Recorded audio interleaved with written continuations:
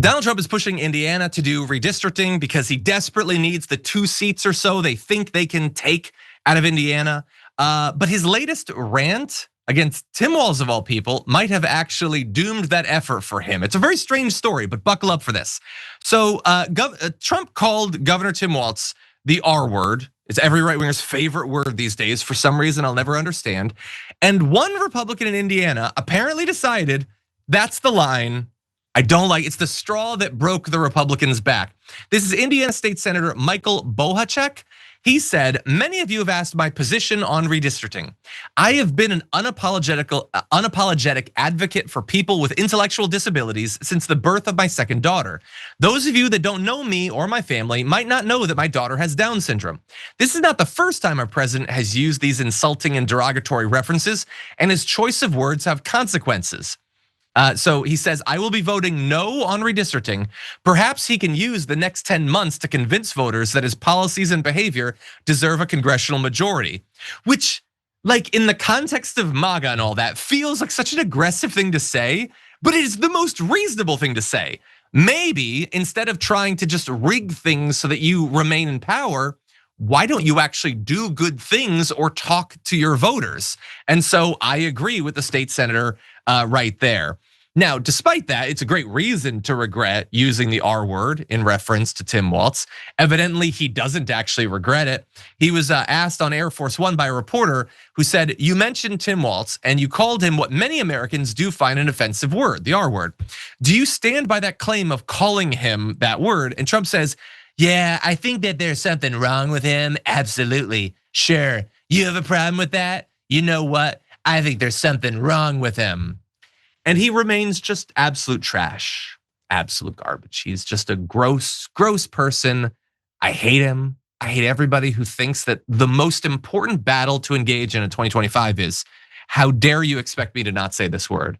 It is such a tiny little immature 5-year-old boy thing to do, but that is what Donald Trump and Elon Musk and all these Republicans do. That's the fight they want to engage in. Don't save the nation or anything, don't improve things, just fight over the ability to use the R word.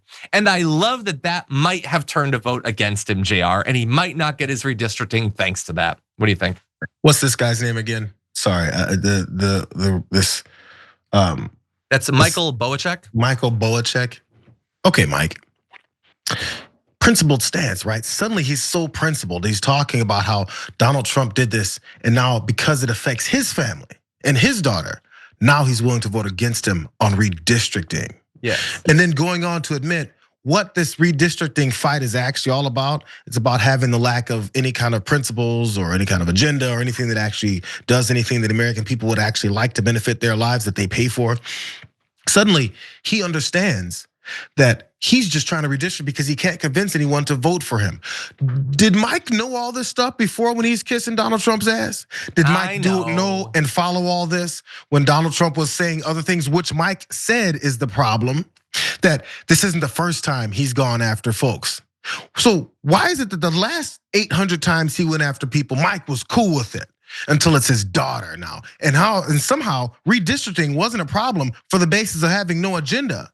Suddenly it's a problem now because he pissed off Mike. This sounds like Mike has no principles either, and Mike only concerns himself with his own personal life and the people in his family that then he gets offended by. Was he offended when Donald Trump went after women? Was he offended when Donald Trump went after black folks, brown folks, Asian folks? Was he offended in any of these other points and then had the moment to say, I'm not gonna vote for this guy? Suddenly, this guy's brain kicked in and started working. It means his brain has always worked, and he suppressed his principles and any kind of thought he had for protecting people and knowing what rhetoric does in actionable things later on, especially with politicians. Now this guy suddenly figures it all out. Man, F this guy. Cool, protect your family, protect your people, and vote against this guy, but you get no cookies or brownie points for this, bro. This is disastrous. You're not wrong, JR, and I was thinking the same thing. Here's what I would say. Here's my defense. I want people to use as much empathy and compassion as they can, but not everybody has the same amount. Apparently, for a lot of conservative Republicans, this is where it caps out. If a thing directly affects me or someone in my tight circle, my family, maybe. That is where it caps out for a lot of them. We've known that for years and years following the news. This guy is literally doing the most that he can. And compared to us, it is not a lot. I mean, he just called Mike Walz that like a week ago. Have you been paying attention the last 10 years to the things Donald Trump has said? Quiet piggy apparently wasn't the line that he couldn't cross.